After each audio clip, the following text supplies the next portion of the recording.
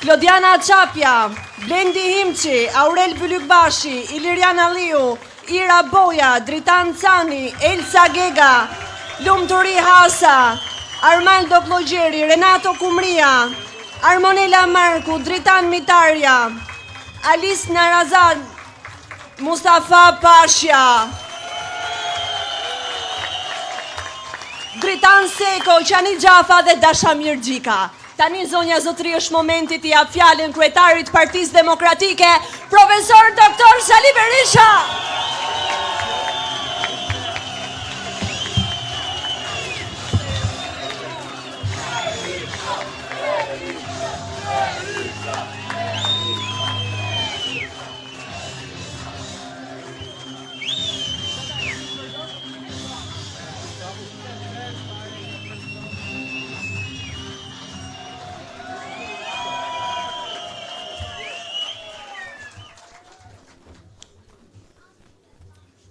Mirë dita dhe përshëndetjet e mia më të përzemërta ju, banorëve të Peqinit në këtë shesh dhe kudo që ndodhin sot në Peqin, Elbasan, në Shqipëri dhe jashtë vendi. Për ulëm me nderimin më të madh para jush, mirënjohjen më të thellë. I nderuar Zoti Tomor Alizoti, udhëheq politik i qarkut të Elbasanit për Partinë Demokratike dhe Aleancën për Shqipërinë Madhështore, i dashur Zoti kryetar i Partisë Demokratike për Peqinin, të dashur kandidate dhe kandidat për deputet në Kuvendin Popullor për Peqinin dhe qarkun e Elbasanit, përfaqësues dinjitoz me të cilët ne jemi krenar. Krenar është Elbasani, krenar është e gjithë Shqipëria me një ekip si ky ekip, i cili do të jetë avokat i pamposhtur interesave tuaja, i kauzave tuaja të drejta në Parlamentin e ardhshëm të Shqipërisë.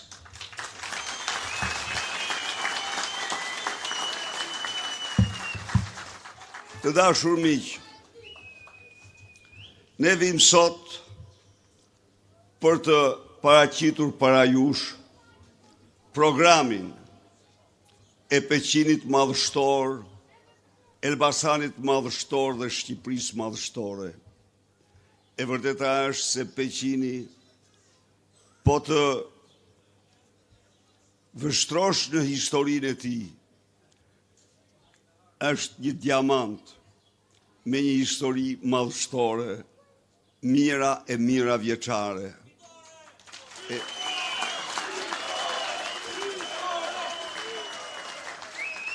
Ai ka pasurit pafundme, ka tokat nërmë pjelloret, ka lumin, ka kodrat dhe njerëzit e mrekullueshëm punëtor.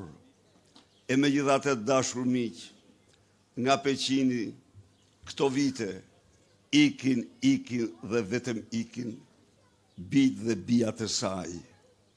Ka një gjë themelore që nuk shkon në këtë vend, nuk shkon në Peqin, nuk shkon në Shqipëri.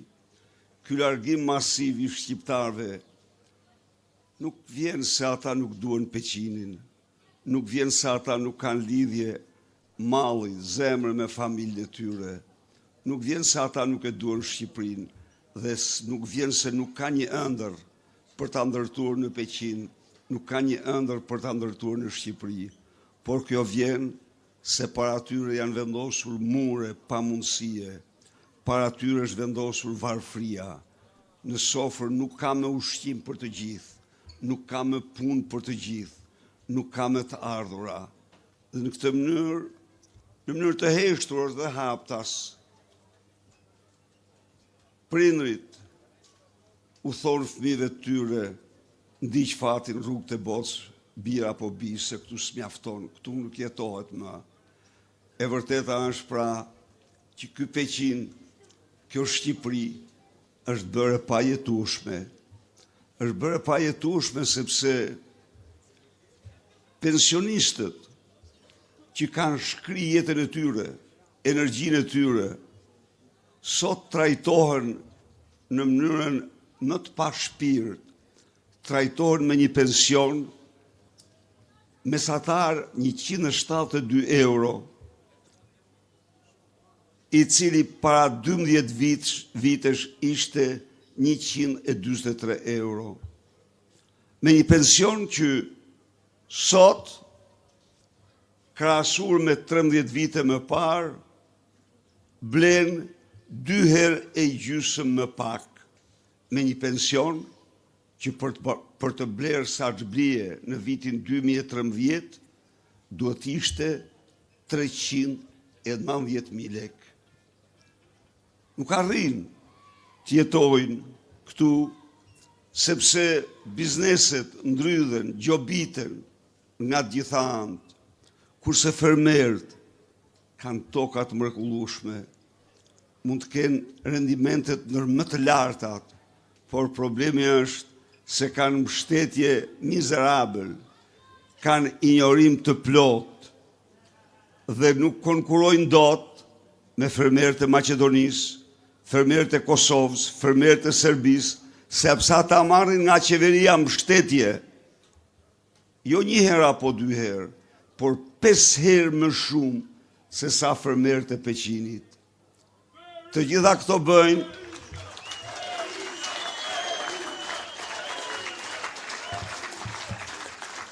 këto bëjnë të dashur miq, që fermeri ynë të mos konkuroj dot me fermerin Maqedonas, apo fermerin Kosovë, apo në Serbi. Prodhimet tuaja të mbetën në ara, të hidhen në lumë, ose tokat me të djerë. 80% e të gjitha fruta zarzavateve që shiten son dyqanet tona janë importi, ndërkohë që Shqipëria ka një potencial të jashtëzakonshëm në fruta zarzavate sa asnjë vend tjetër. Në këto kushte, ne kemi një program i cili nuk është një program i shpikur. Jo, ky program bashkon praktikat më të mira të vendeve përreth dhe vendeve tjera. Ky program vendos të kthej parat qytetarëve shqiptar. Çdo pensionisti i kërkoj njerëzisht vetëm një gjë, të shtroj vetes pyetjen: si ka mundësi që pensionisti malazez, që në vitin 2013 mirëte gjithsejt 138.000 lek pension mesatar me lektonat konvertuar, sot merr 450.000 lek? Pse? Çfarë ndodhi? Plasi nafta në Maltëzi apo Flori? Jo. Jo. Maltëzi ka atë turizëm që ka, është një territor i vogël, po pasuri prallore si Shqipëria nuk ka asnjë vend tjetër. Çfarë ndodhi me pensionistin malazez? Ndodhi ajo që qeveria Maltëzi, e zgjedhur nga qytetarët e saj, kthen parat e taksave tek qytetarët. Taksat që i merr ja u kthen atyre në rroga dhe pensione. Vetëm kaq. Edi Rama, për t'ja u freskuar pak memorien të dashur pensioniste, solli këtë vit buxhetin 8 miliardë euro. Kishte lënë gjithsejt për pensionet dhe pensionistët 16 milionë euro. Për 760.000 burra dhe gra, 16 milion euro.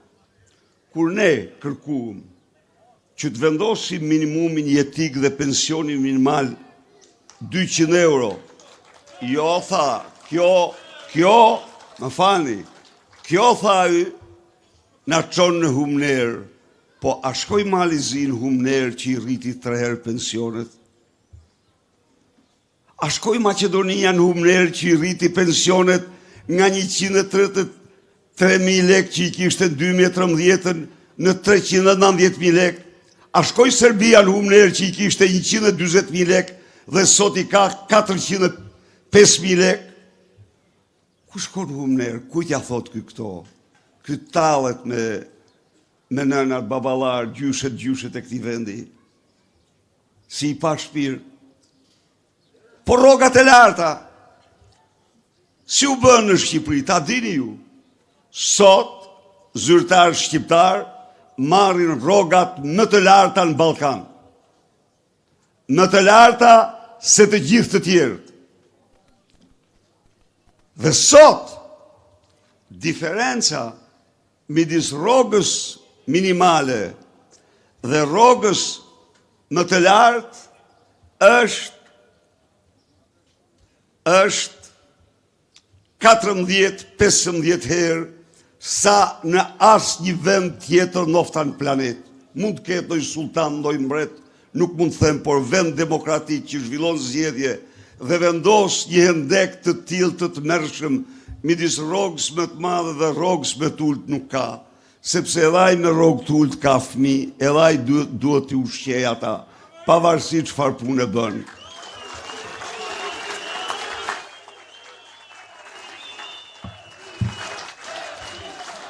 Ndaj dhe jam sot këtu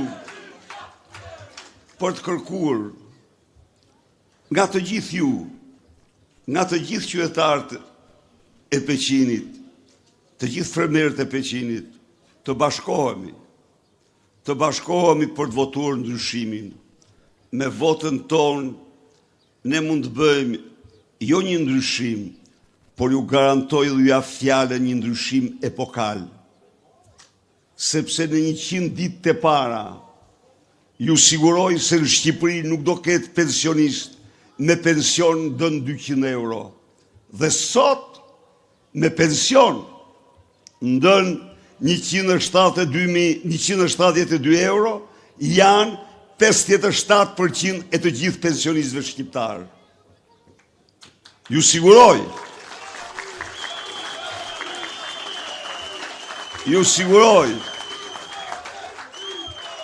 se me 11 maj, me votën tuaj, ju jo bëni një ndryshim, por një ndryshim epokal, sepse pas 11 maj në 100 ditë të para, nuk do ketë rrogtar me rrogë më të ulët se sa 500 euro në Shqipëri.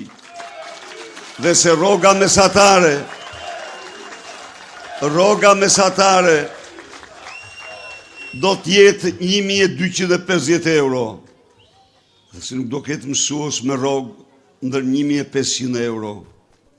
Të dashur miq, me 11 maj, me votën tuaj, bëni një ndryshim që të i kalon shpesh herë edhe imagjinatën, sepse pas 11 majt, të gjithë pensionistët dhe rrogulltët do marrin kartën e konsumatorit, me të cilin do blejnë bukën, sheqerin, vajin, orizin, mishin, qumshtin, vezët, 20% në lirë se të tjerët. Do fitojnë në vit 450 euro vetëm nga kjo kartë. Në 11 maj, me votën tuaj ju bën një ndryshim shumë të madh.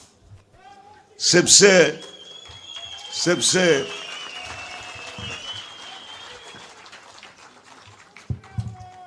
fermeri shqiptar do ketë jo më 32 milion euro si të pati në buxhetin 8 miliard të dirham subvencione. Histori turpi. Fermerët japin 19% të prodhimit të përgjithshëm të vendit. Fermerët punësojnë 500.000 shqiptarë, krah pune, dhe ai ndau 32 milion euro për ta. Ju garantoj se kjo shumë do të pesfishohet. Do të pesfishohet. Dhe se do subvencionoj për çdo fidan të mbjell 5 herë më shumë se sot. Do subvencionoj për çdo njësi prodhimi 5 herë më shumë se sot. Do subvencionoj për çdo kokë bagti të mbarështruar 5 herë më shumë se sot. Dhe çdo kriter i vendosur se duhet keni 10 lop apo 100 kokë dela apo kaq hektar tokë, bie për çdo kokë, për çdo fidan, për çdo njësi prodhimi do e subvencioni.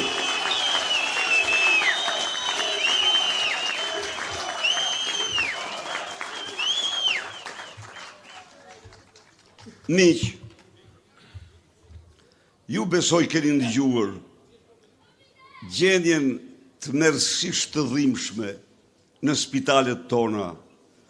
Ju keni ndëgjuar se si të smurt me smundje të rënda lihen në shpresë të smundjes dhe pa ilaçe, lihen në mshirë të smundjes dhe pa ilaçe. Kjo sepse ata që prokurojnë ilaçet i vjedhin lekët, nuk prokurojnë ilaçe dhe të smurt rrinë pa ilaçe. Kjo është një gjendje që ngjitet në nivelin e krimeve kundër njerëzimit, sepse të lësh tjetrin të vdes nga smundja në një kohë kur ilaçi është aty, po ti nuk e blen për t'ia dhënë, ky është krim kundër njeriut, krim kundër njerëzimit. E njohu dhe Edi Rama këtë, po tha e bëjnë mjekët, jo mashtroj, siç është ordiner. Nuk e bëjnë mjekët, sepse mjekët nuk bëjnë prokurimin. Prokurimet i bën drejtoria dhe ministria. Parat i kanë ata, mjeku përshkruan recetën. Pra, kjo është gjendja. Po tjetër, farmacitë tona janë të mbushura me ilaçet nushi doshi nushi, të cilat janë absolutisht pa asnjë vlerë shtetësore medikale. Këtu shitet çfarë nuk shitet. Merr fund. Qytetar shqiptar në 100 ditë të para do kenë të rimbursuar 100% listën e barnave që rimburson rubrika italiane. Po, nuk premtojmë ne as rrogat e italianëve, as dhe nivelin e tyre, po ilaçet e tyre, po. Ato ne mund t'i blejmë, do t'i blejmë dhe do i kenë shqiptarët për t'u mjekuar një lloj si ata.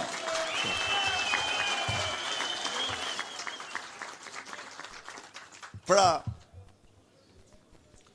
vota me 11 maj është një vot për shtetin tuaj, është një vot për njerëzit tuaj të smur, është një vot për dignitetin tuaj.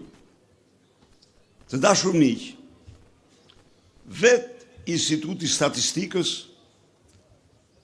publikoi para 2 javësh një të dhënë, sipas të cilës shqiptarët shpenzonin nga xhepi i tyre për kujdes shëndetësor 820 milion euro në vit.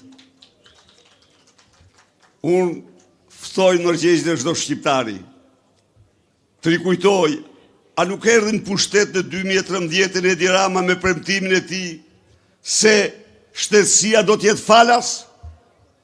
Kurse sot, o qytetar shqiptar, paguani më shumë nga xhepi për shtetin tuaj se çdo qytetar europian dhe ndofta se çdo qytetar në botë.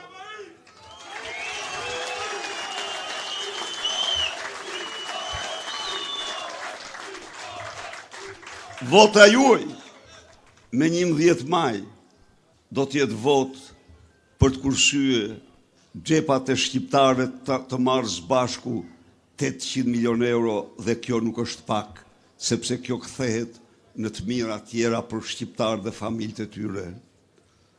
Të dashur miq, peqini madhështor është peqini i bizneseve, që zgjerohen lullzojnë, që më këmbën dhe pasurohen nga muaj në muaj dhe vitin vit. Ndaj dhe unë jam sot këtu për të zotuar para jush, se bizneset e vogla do të kenë energjin 3 herë më lirë, nga 18 në 6 lekë.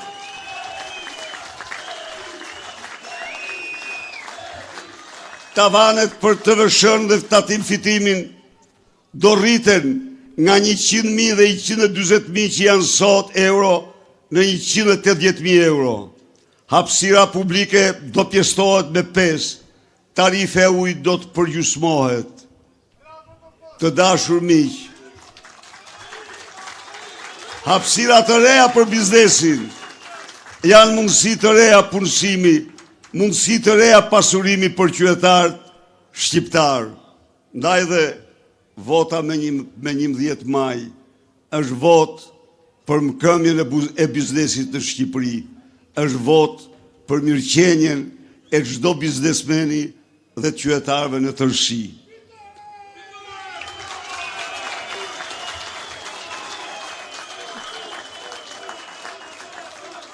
Garantoj bizneset e mëdha, se Shqipëria do jetë vendi taksave më të ulta në Europë, dhe më shumë se në Europë, se tatimi mbi fitimin do jetë vetëm 10%, se TVSH-ja do zbres nga 20 në 15%, dhe se energjia do ushitet 3 herë më lirë. Çdo punëtor, çdo i ri që do punësohet do të paguhet nga shteti sigurime shoqërore për 1 vit. Pra, vota e juaj dhe punëtorëve tuaj me 11 maj për ndryshimin është vot për zgjerimin, për suksesin më të madh të sipërmarrjeve tuaja.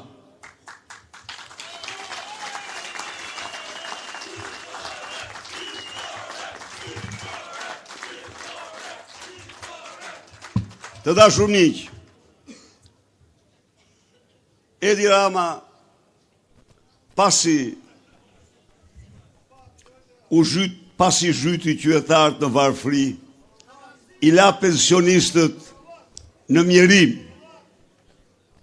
me pension mesatar 172.000 lekë, të cilin nuk e marrin 57% e pensionistëve, se marrin më pak. Pasi përzuri në 10 vite, rreth 45% shqiptarëve nga Shqipëria, pasi ndërtoj një parajs të vërtet, saraje 2 herë më të mëdha se Vila Enver Hoxhës, 57 metra të gjata e kanë themelin, me kopsht 4 herë më të madh se Vila e diktatorit Prishti,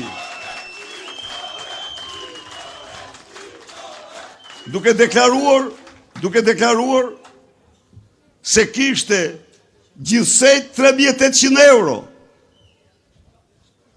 pasi u martua me një pallat në Paj, 5 kate pallati pa asnjë faturë, tatimore, doganore, ndërtimore, të asnjë lloji. Pasi Prishti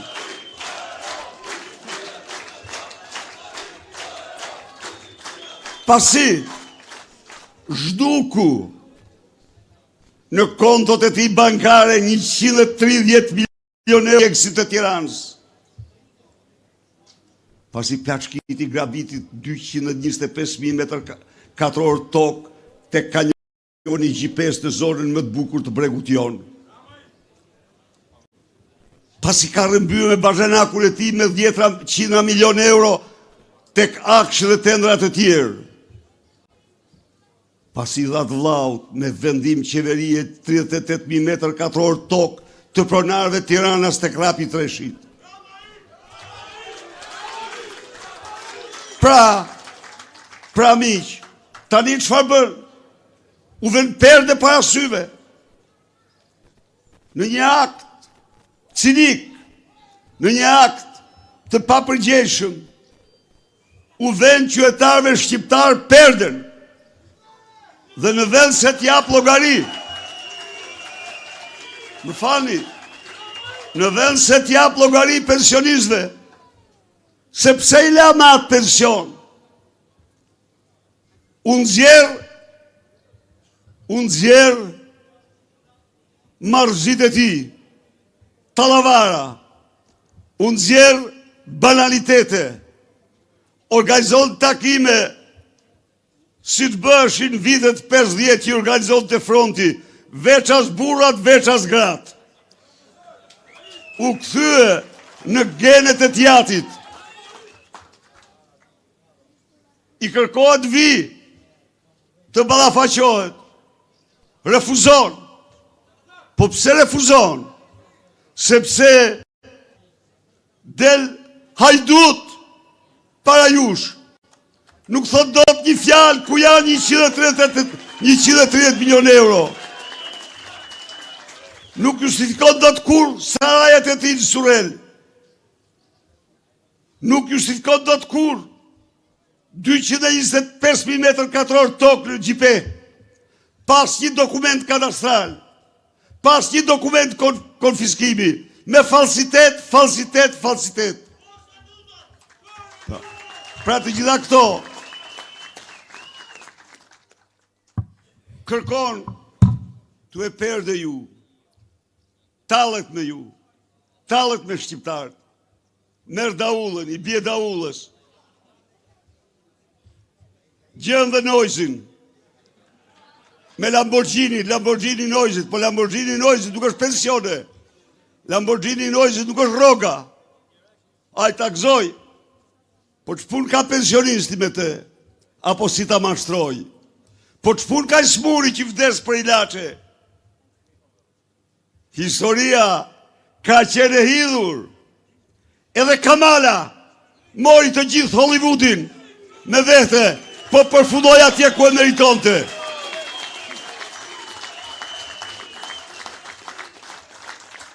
Çfarë i mendon ky shqiptar?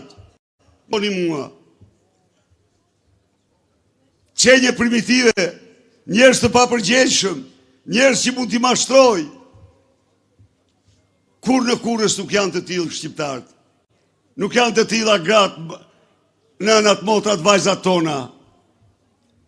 Ndaj dhe 11 maj është dita e qytetarit, është ora e vërtetë e tij, e mençurisë, e dignitetit, e krenarisë të tij, e shpresës besimit të këta ardhmja.